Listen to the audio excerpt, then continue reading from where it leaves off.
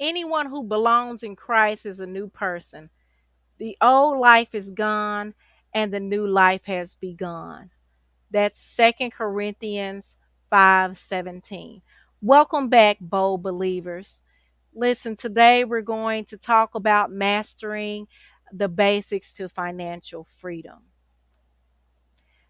And if you've been following along with us on this journey and you've grabbed your um, 30 days to letting go of Egypt journey, devotional, listen, you know what day it is in our journal. If you have not grabbed it, it's not too late. Go ahead and click in the description and grab your journal today. Y'all, before we get too deep into this, let us pray. Father, help us today believe and walk in who you say we are. Remind us that the old has passed away and the new life has begun. Give us clarity, courage, and character to walk in true freedom. In Jesus' name, amen. You are no longer in Egypt. You are not broke, bound, overwhelmed, underpaid version of yourself anymore. You are a new creation. And guess what? Financial freedom is not just about money. It's about a mindset, it's about a movement, it's about a mission. So we're going to talk about of some basic fundamentals of financial freedom so that you can master it. And you don't have to be perfect, but you do need to be faithful in these areas. Let's talk about the environment.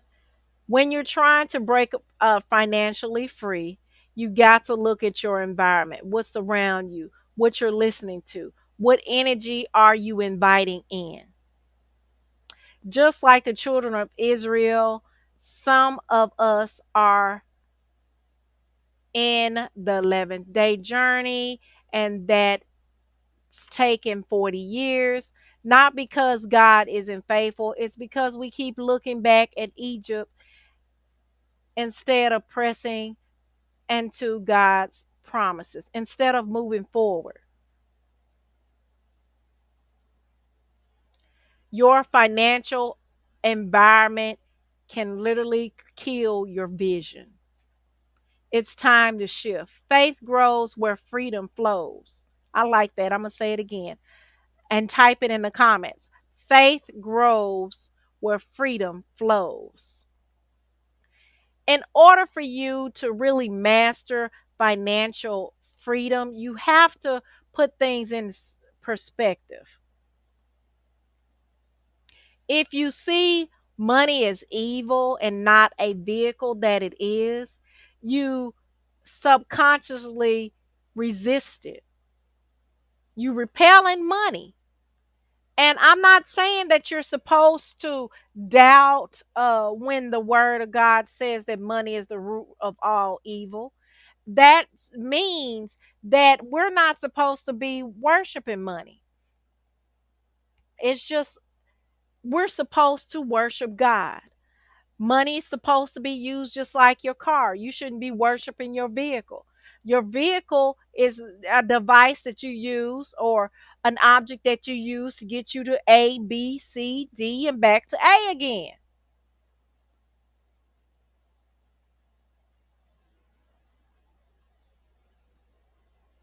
And let's clear it up. The love of money, not money itself, but the root of all kinds of evil. Okay? That's First Timothy 6 and 10. Money is a tool. We do not worship money, we worship God.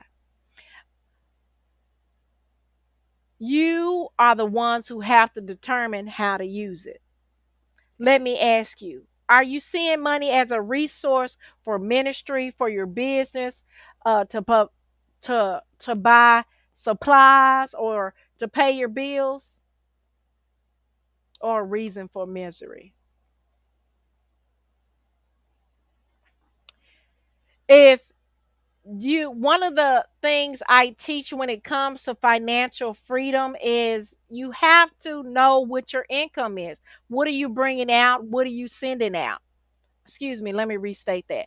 What are you bringing in and what you're sending out? You want freedom, then you need income. But income comes with value, okay? Value, you create, you solve, you serve. That's why I literally started my business. That's why I started coming on this platform. That's why I started Facebook first, then I came to YouTube. But this is why I do this. This is why I started a business even while doing these things, even while working a full-time job.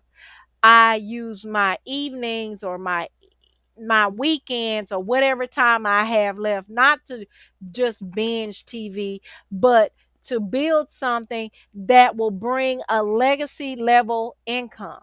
You don't have to quit your job to walk in freedom, but you do have to use what God done already placed in your hand. So you want to learn about freedom.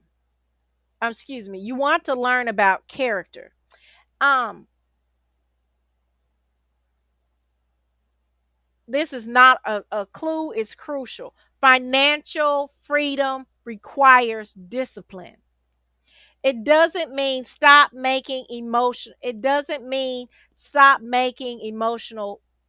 purchases, because people believe that building discipline or building a character when it comes to finances, it just means stop doing buying stuff emotional. Pay attention to what's coming in and what's going out.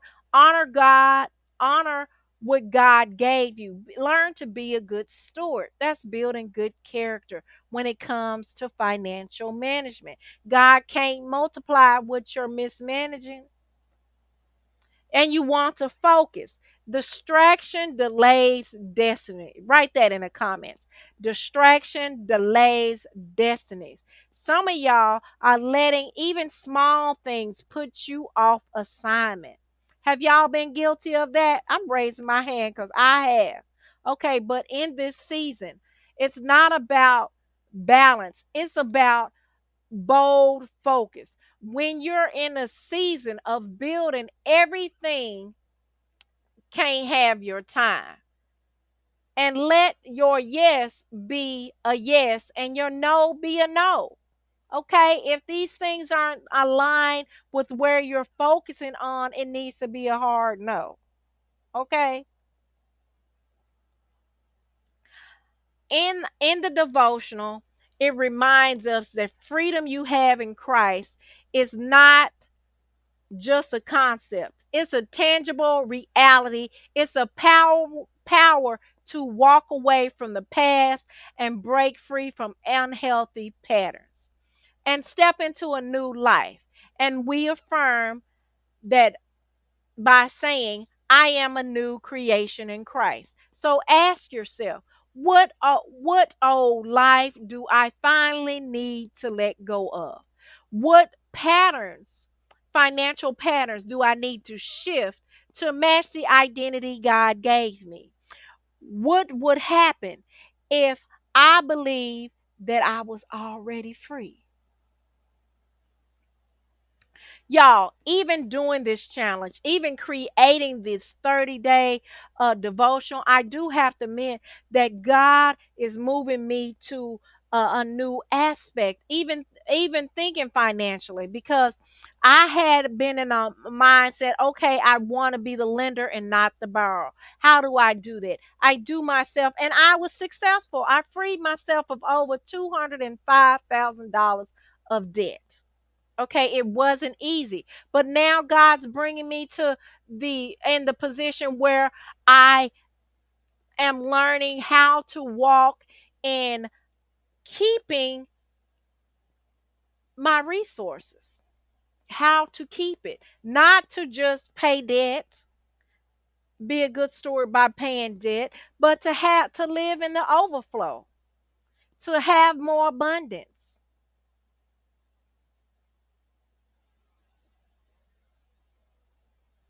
And guess what? You get to walk in this journey with me.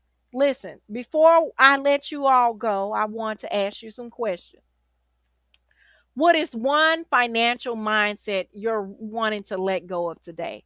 I admit I'm letting go of feeling like I had to pay everything and not able to keep anything with interest. Have you ever felt guilty about wanting more money? Tell me why. Put it in the comments. Which one of these five fundamentals are you going to work on the most? Drop it in the comments.